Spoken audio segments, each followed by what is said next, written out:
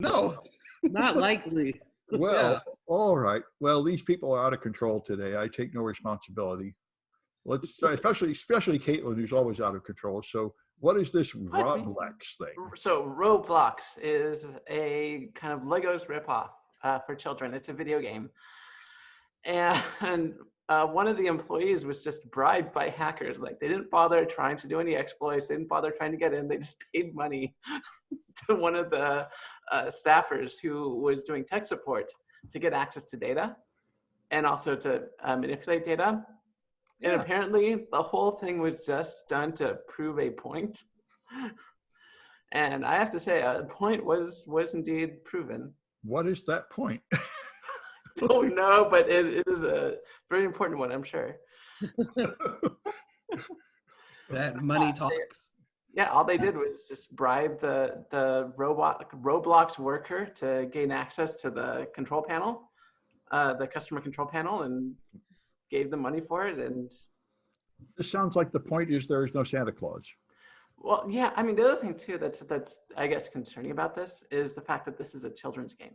So if this was a malicious hacker, they would have had access to a bunch of children's data. Well, yes. Okay. So trust no one. Trust no one. Yep. Especially right. your employees. Well, so I had so many related articles about COVID. I tried to sort them into categories. So Amazon fired people who tried to organize to protest against them. So the VP, who is like a big shot, he quit, saying the company is toxic and they're chicken shit and they're evil people. And this was how he expressed his contempt, by resigning. So that's one side of it. And then there's all the people who tell you why they went on strike a couple of days ago on May Day, and they have quite a detailed explanation of how they say that you ought to know that when you go to Walgreens, the people there don't have any health insurance and stuff like that. So they've kind of got a point. They're pretty much just being exploited and abused. But then I listened to the filthy capitalist, Prof. G, today, and he said they just had Amazon's earnings call with their investors, and he told people, you aren't going to get any dividends at all because I'm taking the entire quarter's earnings and putting it back in the company to improve our COVID-19 handling by paying the people more, by giving everybody tests. And what he says is, this is awesome. This is going to make them much richer than ever because Amazon is going to have the first COVID-free supply chain. They're going to be the ones that can advertise. They're going to sell the tests. They're going to provide tests. They're going to prove that they've tested all their workers and protected them, and they're going to have the only people you can trust to have the supply chain stay up and not constantly be disrupted by disasters as COVID spreads. So it is interesting to see the same thing from the two perspectives. From the top, he's doing far more than anybody. From the bottom, he's the scum of the earth for not doing more. Anyway, so that was what I liked. And here's Liz's telework. Yeah, I thought this was interesting. This got put up this week by the CISA and office and agency, and I think it's a really good resource and kind of cool that they actually were able to roll this out as quickly as they did. Relatively speaking, for the government, it's like light speed. So it's just it's supposed to be like a one-stop shop for people to go and get the info they need to secure teleworking employees, and it's got like all their best practices and some tips and tricks and so only use agency approved tools like Cisco. Don't use crap like Zoom, right? Cisco, yeah, I mean, I get, the thing about this is that Cisco's not great either. Like there are problems. I mean, just on usability alone, you got to discover that the other day. Yep. I mean, beyond usability, all the platforms have security problems. So. Yep. Okay. Well, it's good to see some tips. I break all these rules all the time, but that's what security rules are always about. Anyway, so sure. GoDaddy got hacked. GoDaddy got hacked. SSH accounts were accessed. Enormous data breach. Yeah, according to them, There's no evidence that any files were added or modified in accounts. But, So what's the enormous part? Oh, it's how many? I saw this ad earlier, or I saw this. it's how many were. Yeah. They were hit with a phishing attack in March. They ought to be making a pile of like- money. Yeah. It was like 30,000 users, right? Okay. Something like that. And they're saying they're going to protect your website, so they're implying that everybody had the ability to alter your website. Right. Well, that's exciting. Although for years, GoDaddy's been famous for everybody getting hacked all the time because I think it's all based on PHP. Mhm. And one of the instructors I know got hacked on their GoDaddy site, and they had me cleaning it up. And I needed a command line shell to search for the hidden files, and he didn't have command line shell access, so I uploaded a PHP shell, and it caught me. There was like antivirus to remove PHP shells, so I just added like one extra character to one line, and then it didn't catch me. And now I had a PHP shell to hack in and find where the hacker had hidden all the stuff and take it off. They filled the teacher's account with porn, and they hid it in the temporary directory, and it was pretty interesting. Wow. GoDaddy is pretty primitive. Anyway, maybe it's better now, although I highly doubt it. I like GitHub to host web pages. I should try that. Other people are doing that. I got so many servers, I haven't had much motivation, but I know other people are putting stuff on GitHub. It's nice, and you can use your own custom domain Yep. too, which is cool. Yeah. So I have my site running. Well, now I just need to get a code signing certificate and start signing stuff. I haven't done it yet, but I'm planning to any day now. Anyway, so then this I thought was awesome. Using Right. no man in the middle, and you still get into HTTPS. Right. So, so this is something that I've been wondering for a while. Is how do you get into HTTPS traffic without doing any sort of man-in-the-middle attacks? Yeah. And the solution, if you scroll down, Sam, you'll see this big diagram of this attacker going to this app, to all these keys, to Wireshark and other stuff. The way it works is that it turns out that if you are Bob or you are Alice, you don't need to be a man in the middle, which is essentially all this attack is. You steal the encryption keys right from the browser or from Android. So on Android, you would install an app called Frida. Yeah. And Frida will then grab the keys and then export that to Wireshark, which will then decrypt the data in real time.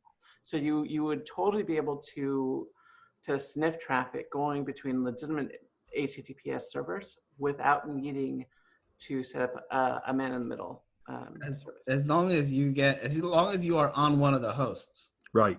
Right. And this makes total sense. I mean, I used to do this years ago when it was TLS 1.0, because then you had one private key that was used for a long time. You could just import that one key and read all the HTTPS connections. You'd compromise a browser to save the key in a file, and this looks like just an update of the same thing. So Exactly. after you do the public key stuff, which you can't break into, you make an AES key, and you just put that in a file where Wireshark can find it. Exactly. So so Firefox has a option to export keys that are being used. So when it generates a new key, it puts it at the end of a file, and you can just pipe that into Wireshark. Yeah, it's a very interesting idea, maybe, especially that you can do it on Android. It might be something to really add to my mobile hacking class. Yeah, so if you're ever in a situation where a app is not working because you're trying to man in the middle it and it's saying, oh no, this search's wrong, you can use this technique. It is a lot harder to set up, but it is a fairly foolproof way of getting that data out. Yeah, it sounds great. All right, and now I've got I'm back to this contact tracing stuff.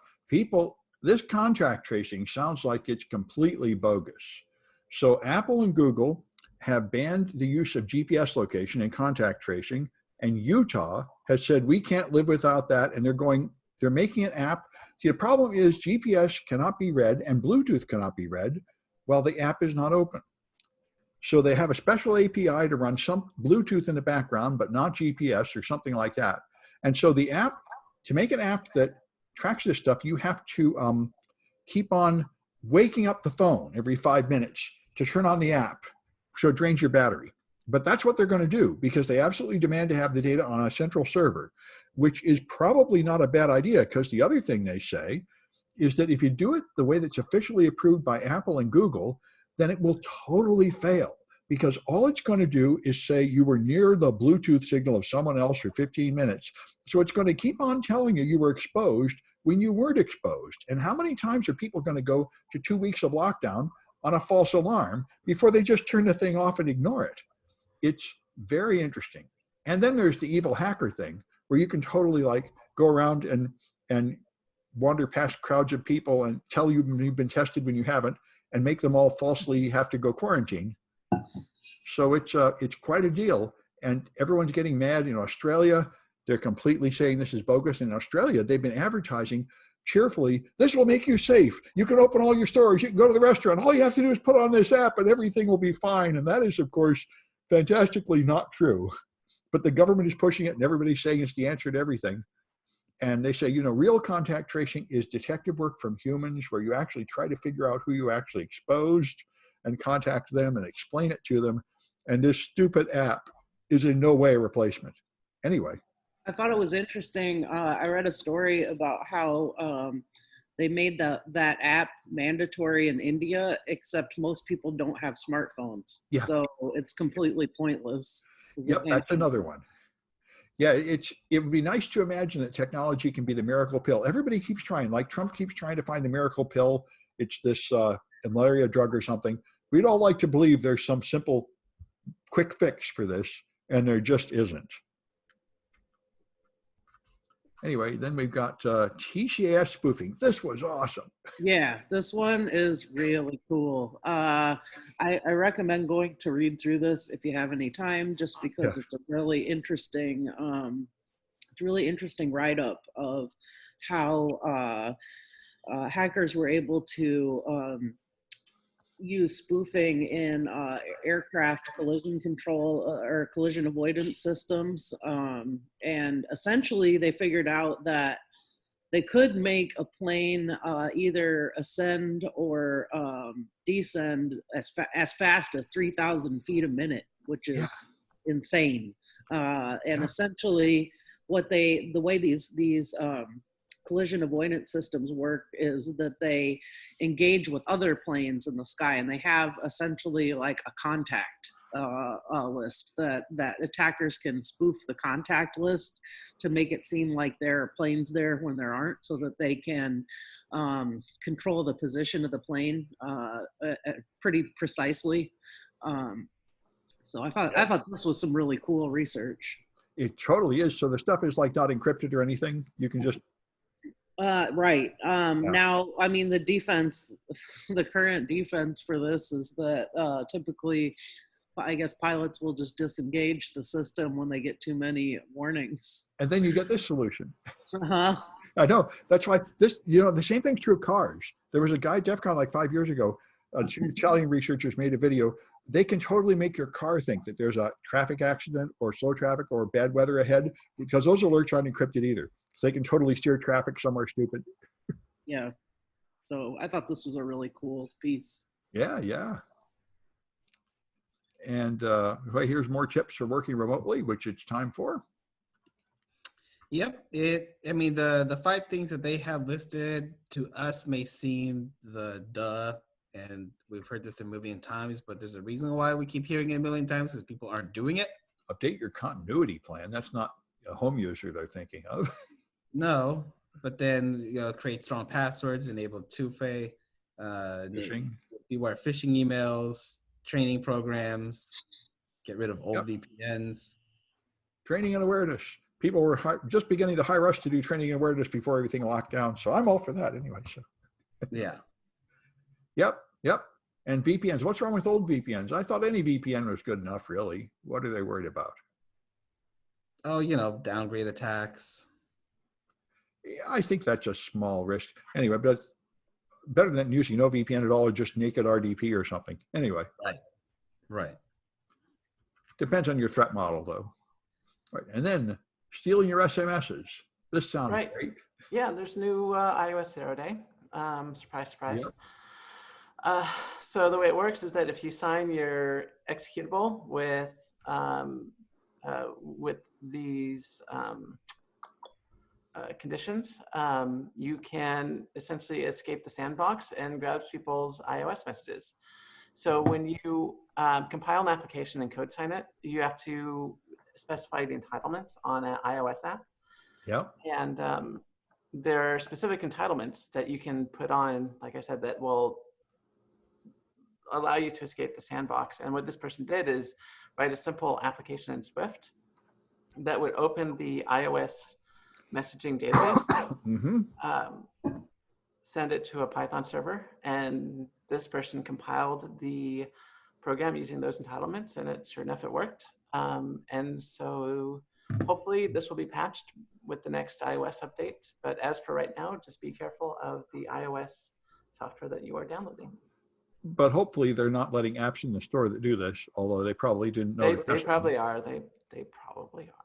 Yeah, they probably are. Okay. Yeah. Because of course there's a bunch of apps that got in the store before. They knew to test for this, even if they know now. Yeah. Right. So now they're talking about what's going to happen with colleges. They're trying to figure out how to open colleges in the fall. I don't know if we're going to open in the fall.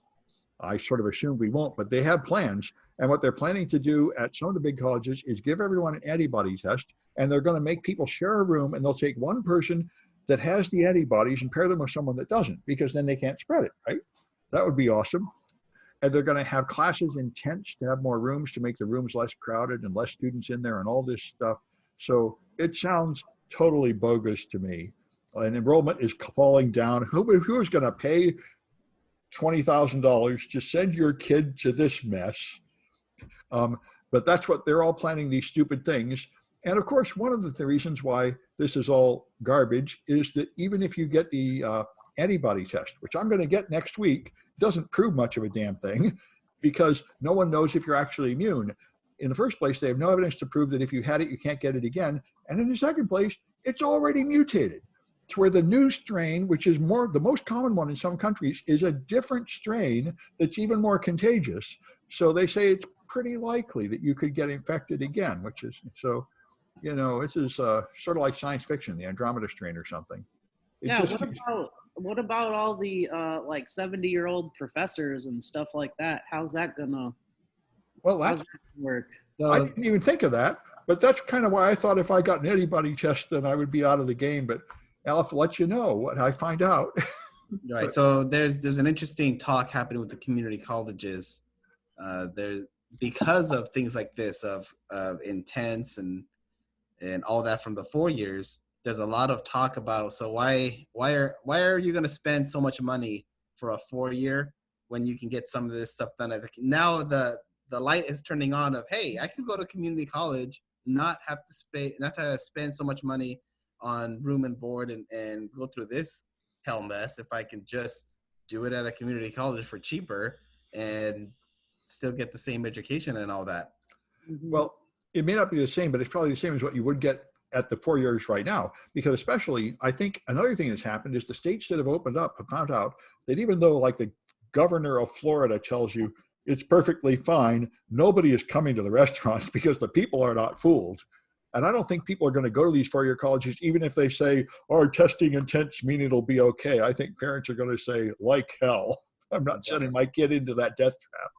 Yeah, I mean, I have some concerns too. Like, I know that we have a lot of students who have various issues, like they're immunocompromised or they live with their caregivers for elderly relatives and stuff like that. And I think that, you know, I don't ever, you know, I really don't, except for one class, I really don't require attendance. But I know that there are a lot of instructors who are real sticklers for physical attendance being part of your grade. And I think that's going to be a problem. That's going to have to change, because you can't expect someone to show up on campus every day if they've got to go home to their 80-year-old mother with cancer and take care of her after class. I mean, that's just not okay. The other interesting thing, and still in the topic of schools, is Calbright. Yeah. What's surprise. I'm sorry? What's Calbright? Calbright, it's the 115th community college in California. Yeah, that's the one I was telling you about. Oh, the new one, the online one. Yeah, the online one. What does it have that we all don't have? We're all online. Why are you special? Well, what I've heard is that it's really a startup that didn't get very far and only has like 20 students or something. A lot of people are mad saying they're competing with community college, sort of like the charter schools. But anyway, certainly an online only education is obviously a real winner. Everybody is moving to online. Obviously, online only is going to be very popular for the next several years. Yeah. Now's the time to move your stuff online. Right, but Calbright doesn't necessarily have a monopoly in this anymore, because like right now we are all online. Sure, we all are, but I know most of our online classes that I know of are pretty terrible, and I'm sure the latest wave of them are even much worse because the instructors only plan for face-to-face. So, you know, and all the rules to try to improve online classes just make them worse. We've been through the training. And they expanded those terrible rules that actually do nothing but make the classes worse. In fact, at our school, instead of streamlining the process, they made it twice as onerous in response to this whole crisis, which I think is insane. And I mean, I've seen pushback from our union too that's about putting classes online, and I'm just like, why? That's good for everybody. Why would you not want to facilitate this process? Yeah, well, a bunch of teachers, that's not what they signed up for. They are not technical. They don't want to learn anything about computers, and they don't appreciate being forced to. So, you know, prior to this pandemic, there was the physics chair at my college who was pushing very hard to prevent classes from going to Canvas. Well, another thing, which is, I think, to move his stuff. He didn't think it was necessary, and then this happened, and you know, he shut up. Well, especially the four-year colleges, though a big part of it is going there and joining the fraternities and making friends and business contacts, and you don't get all that online. So, I mean, I can see how it's not worth paying $20,000 a semester to send your student to an Ivy League school, but it's just going to be an online class. You're not. I will say that one of the challenges that I've faced as a teacher with being online, really for the most part, it's been fine, a great transition. I even figured out how the students could do group work and break out and do groups in Zoom, which is pretty cool. Yep. But the biggest problem that I've had is that, you know, when I'm giving lectures in the classroom, it's really not a one-sided thing. You know, I'm watching my students' faces. You know, if I see like a sea of deer in the headlights face, then I know I need to kind of slow down and re-explain something. You know, it's easier to ask, well, you know, how many people in this class have used this piece of software before? You know, raise your hand if you've done XYZ, and that kind of thing is different. It's much different with the online teaching, and I have to change my technique up some so that I'm verbally checking in with students to see if things make sense and putting in a lot more pauses for them to ask clarifying questions and stuff like that. So it's definitely a bit of a shift. But I think that, you know, it's sort of like cons, you know, with the exception of a few things that may be key, like networking. You can still make it a really good experience, but it's never going to be exactly the same. Well, that reminds me, somebody put up a survey and said, if they opened DEF CON, would you go? And the number of people that would go is 5%. So I don't know who they're fooling, not canceling DEF CON yet. I mean, I haven't even applied to DEF CON. I said I'd probably go, but I think there's not going to be DEF CON. Black Hat's already, you know, I think 5%. Yeah. I saw that poll. The grant, that's like 80% of people going nope, or higher than that. Yeah. Well, and companies aren't going to, you know, a lot of companies that will pay for you to go as part of your personal development or for company business, they're not paying because nobody's traveling. So, well, see, I think the right-wingers believe that this is all fake and we've opened and everything will be fine. And I think in about 3 weeks, they're going to find out that this is really not fine and that opening really didn't work. And that'll be the end of all the summer stuff. There was a group of protesters who tested positive. Yep. Yeah. I saw that article the other day. Yeah. Well, you would think so. So the power supply. Yeah, this is awesome. So essentially, and this is just a great article because, we've talked about in the past some of the side channel attacks, and I always love the Register for their writing style, and the headline's just great, even if a little bit wordy. Mm-hmm. Essentially, you can try to air gap your stuff, and it seems like there's always another vector for people to spy on you. And essentially, in this story, they were able to get a power supply to mimic a speaker, essentially. So basically, just disconnect power. That's how. Yeah. Yeah, and be disconnect all the power and be in a Faraday igloo. So it just turns on the hum. The hum goes up and down or something. Yeah, it's they're able to manipulate the through the and alter the power consumption. So.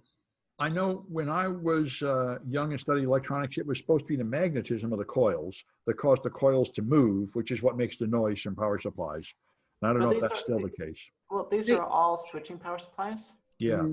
So that could also play into creating, internal frequencies. Yep. They do need to have physical access to it the machine at some point to make it happen, and they would have to be somewhere nearby to collect the. Yep. Well, still, that's pretty cool. Like the old Tempest thing where they find out that everything is putting out radio.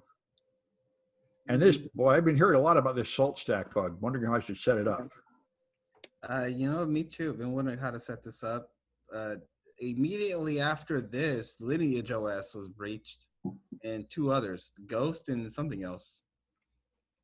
Yes, they hacked their development servers, right? Yeah, they hacked the development servers, who I believe run on this.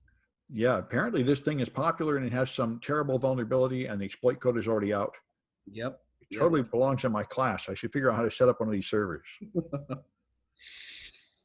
Yeah. F-Secure found it, and they were like, "This is so bad, we're not going to do a proof of concept because everyone else is going to have one already." And yeah, they were right. But didn't they tell the makers, and didn't they put out a patch first? I mean, did they do the responsible disclosure stuff? I think they just freaked and said, "Here's the CVEs," and yikes. And then I don't know. 24 hours, Lineage OS and Ghost were breached.